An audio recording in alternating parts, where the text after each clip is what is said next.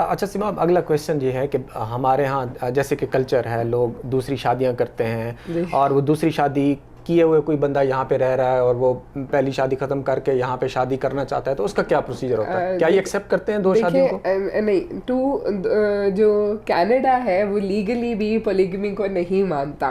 तो जब तक आपका एक लीगल स्पाउस है, आप एक बंदे से लीगली मैरिड है, बेशक आप सेपरेटेड भी हैं, लेकिन आपका ऑन द पेपर लीगली का मतलब है गवर्नमेंट के पेपर्स आपको नहीं, कि तलाकनामे की बेस पे नहीं, प्रॉपर जो यूनियन काउंसिल से रजिस्टर्ड है या यहाँ पे जो कोर्ट ने आपको दिया है। अगर कनाडा में आपकी डिवोर्स हुई है तो कोर्ट का डॉक्यूमेंट, अगर पाकिस्तान में फॉर एग्जांपल आपकी डिवोर्स हुई है तो यूनियन काउंसिल का डॉक्यूमेंट, ये दोनों डॉक्यूमेंट आपके पास नहीं है तो आप ये प्रूफ नहीं कर सकते कि आपका पुराना रिलेशनशिप ख़त्म हो गया है, वो नलिफाई है, वो लीगली इस्टेब्लिश नहीं है। अगर पुराने रिलेशनशिप को आपने ख़त्म नहीं करके शो कराया तो जो न्यू रिलेशनशिप है उसको वो एज अ रिलेशनशिप या as a member of family class वो कंसिडर नहीं करते।